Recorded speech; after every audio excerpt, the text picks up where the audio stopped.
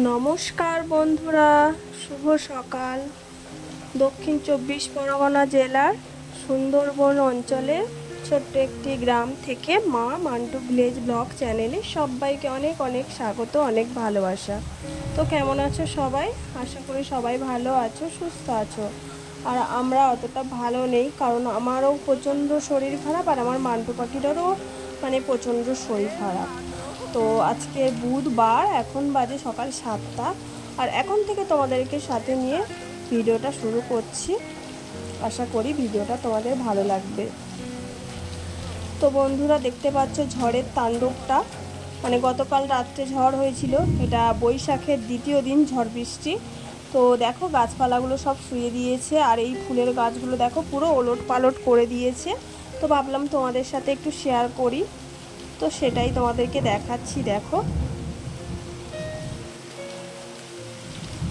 আর মাটি এত ভিজে গেছে যে পা দিলে কাদা লেগে যাচ্ছে পায়ের মধ্যে।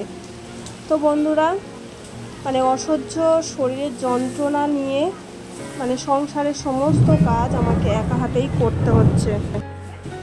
তো জানো তো বন্ধুরা, বিপদের দিনে না তুমি কাউকেই পাশে পাবে না, সে তোমার যতই আপন লোক হোক না কেন। এমন সময় এমন বিপদ আসে যে সেই সময়টা তুমি কাউকেই সাথে পাবে না। তো সেটাও সেরকমই দুর্দশা আমার হয়েছে। কারণ দেখো, আমার যে শরীরটা এতটাই খারাপ আর এত যে যন্ত্রণা, এই যন্ত্রণাটা প্রত্যেক মেয়েদেরই সহ্য করতে হয় প্রত্যেক মাসে। তো তোমরা জানোই এই বিষয়টা আবার লজ্জারও বিষয়, সমাজ এটাকে লজ্জাজনক বিষয় হিসাবে ভাবে। তো এটা তো বলতে আমার কোনো লজ্জা নেই, কারণ আমার অত লজ্জা শরম নেই, আমি অত আগঢাক রেখে কথাও বলতে পারি না।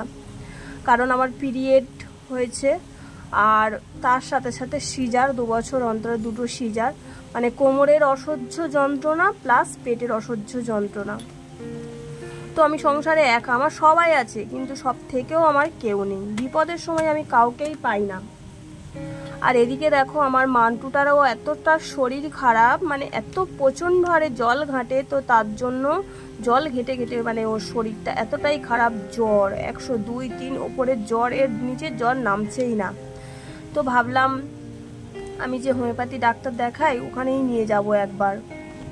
তো তার জন্য একটু তাড়াতাড়ি কাজগুলো গুছিয়ে নিচ্ছি। তো সকালে একটু তোমাদেরকে ভিডিও করে দেখিয়েছিলাম, তারপরে যাওয়া করে একটু রান্না বান্না করে এসে শুয়েছিলাম। এত যন্ত্রণা করছে যে আমি উঠতেই পারছি না। তো শেষমেশ অনেকটাই বেলা হয়ে গেছে, প্রায় 12টা বাজে। তো কি করব, কেউ তো করার নেই, আমাকেই করতে হবে। মরি আর ঝরি, যতক্ষণ না মরবো ততক্ষণ তো শান্তি নেই, যতক্ষণ বেঁচে আছি ততক্ষণ কাজ তো করেই যেতে হবে। তো তার জন্য দেখো বাসনগুলো নিয়ে ঘাটে চলে গেছি। আর যেহেতু আগের দিন রাত্রেও বাসনগুলো মেজে রাখিনি, তার জন্য অনেকটাই বাসন পড়েছে। আর আমার যা ছেলে, ওরে বাবারে, 1 গ্লাস জল গড়িয়েও খায় না, যে মায়ের হাতে একটা কাজ করে দেবে তাও না। ওর বাবা ওরকম সেম একই ধরনের। আমাকে বোঝার মতন কেউ নেই, আমার কষ্টের কোনো দামই নেই এদের কাছে। ওদের একটু যদি শরীর খারাপ হয়, ওদের গালে তুলে খাবার দেয়া, ওষুধ দেয়া, সবটাই আমাকে করতে হয়। কিন্তু আমার যদি কোনো কিছু হয়, আমার গালে একটু জল দেওয়ারও লোক নেই। শাশুড়ি, ওরে বাবারে, তার চোখের বিষ। আমি জানি না কি করেছি, তার বাড়া ভাতে ছাই দিয়ে ফেলেছি। সে তো আমাকে এক নজরেই আমাদেরকে দেখতে পারে না। শুধু আমি বলে না, ও নিজের ছেলেকেই দেখতে পারে না। নিজের মা হয়ে যে এরকম এক চোখে বিচার, এরকম শাশুড়ি জীবনে কোথাও দেখিনি। তো এটা আমার সাথেই ঘটেছে। তো বলতে চাইছিলাম না, তো কিন্তু বলতে বাধ্য হচ্ছি, কারণ ওনার কাছে ওনার ছোট ছেলে, ছোট ছেলের বউ, ওদের পরিবারটাই আপন। আমরা কেউ না। আমাদের যাই কিছু হয়ে যাক না কেন, আমরা মরি ঝরি, যাই কিছু হয়ে যাক না কেন, আমাদের ফ্যামিলির উপর কোনো মায়া দয়া কিচ্ছু নেই। যা কিছু সব ওদের জন্যই উনি সবসময় প্রাণপাত করে দেন। তো দেখো এতটা কোমর যন্ত্রণা হচ্ছে, মাঝে মাঝে কোমর ধরে বসে পড়ছি আর কাজ করছি। তো তারপর বিকালবেলা তখন 4:30 নাগাদ বেরিয়ে গেছি মান্টুকে একটা ডাক্তারের কাছে, হোমিওপ্যাথি যে ডাক্তার, ওখানে দেখি নিয়ে যাই কমে কিনা। তো অটোর মধ্যে যাচ্ছি, আর আমার মান্টুটা দেখো চারদিকে চংমং করে বসে দেখছে।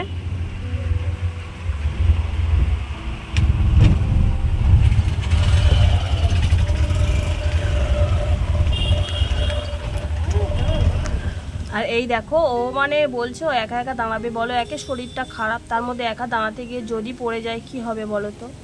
তো চলো একেবারে ডাক্তারখানায় গিয়েই তোমাদেরকে দেখাই। দেখো ডাক্তারখানায় চলে এসেছি, আর আমার মান্টু পাখিটা চুপচাপ বসে আছে। তো ডাক্তারখানা ভিড়ও হয়েছে, আমরা দেখিয়ে তারপরে বেরাবো। তো এই যে ডাক্তারখানা, হোমিওপ্যাথি ডাক্তারখানা, তো এটা মুসলিম ডাক্তারখানা, ওরা নামাজ পড়তে গেছে, তো সেই টাইমটা ফাঁকা ছিল, একটু ভিডিও করে নিয়েছি। আর এটা সন্ধ্যাবেলা আমাদের পাশের দোকান একটা আছে, ওখানে হালখাতা হয়েছিল, তো এটা হালখাতার খাবার দেখো লাড্ডু। তো আমার মান্টু তো কিছুই খেতে চায় না, তো একটা লাড্ডু দেখি না তুলে নিয়ে খাচ্ছে, তো ভালো বাবার জায়গা। আর জানো তো বন্ধুরা, আমি যে এই ভয়েসটা দিচ্ছি, আর আমাদের এখানে এত বৃষ্টি হচ্ছে আর বিদ্যুৎ চমকাচ্ছে, তোমরা শুনতেই পাবে আমার ভিডিওতে। তো তাও ঘরের ভিতরে জানলা দরজা বন্ধ করেই ভয়েসটা দিচ্ছি। আর দেখো মান্টুকে না হোমিওপ্যাথি ডাক্তার দেখিয়েছিলাম, ও ডাক্তারের ওষুধে মানে কোনো কিছু কাজ করছিল না, রাত্রি থেকে খুব বাড়াবাড়ি ছিল। আর তার পরের দিন আবার ফের মানে যে ডাক্তার দেখাই অ্যালোপ্যাথি, তো সেখানেই নিয়ে গেছি। দেখতে পাচ্ছ কত রকম ওষুধ দিয়েছে, 4 রকম ওষুধ দিয়েছে। এটা জ্বরের ওষুধ, আর এটা হচ্ছে তোমার ওই একটা হজমের ওষুধ মনে হচ্ছে, আর ওটা আছে ওআরএস, আর একটা ওষুধ অ্যান্টিবায়োটিক মনে হচ্ছে। তো এই কটা মানে মান্টুকে দিয়েছে, এগুলো ওই মান্টুকে খাওয়াবো।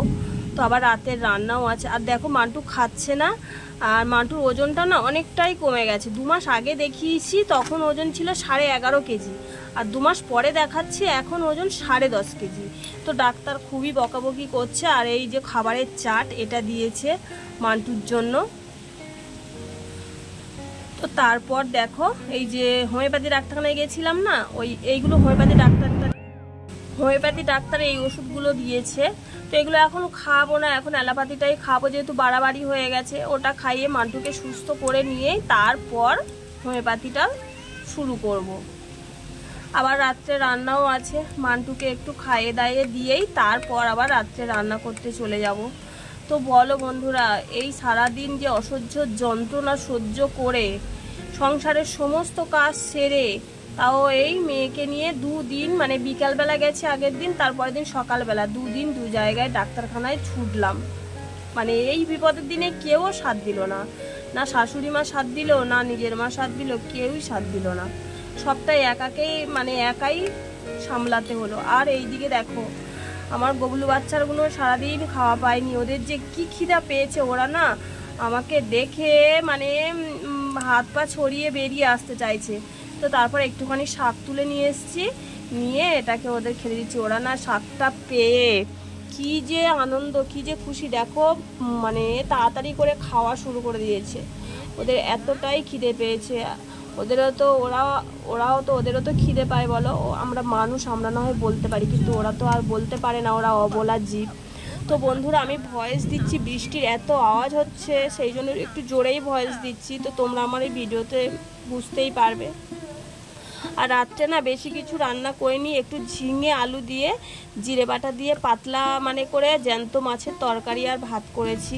আর কিছুই করিনি, শরীরও খারাপ আর মেয়েরও শরীর খারাপ, ভালো লাগছে না, একটা তরকারি ভাত রান্না করে দিয়েছি। তো বন্ধুরা ভিডিওটা এখানেই শেষ করছি। ভিডিওটা যদি ভালো লেগে থাকে তাহলে একটু লাইক কমেন্ট শেয়ার করো, আর আমার মান্টুটার জন্য একটু কামনা করো, মান্টু যেন তাড়াতাড়ি সুস্থ হয়ে যায়।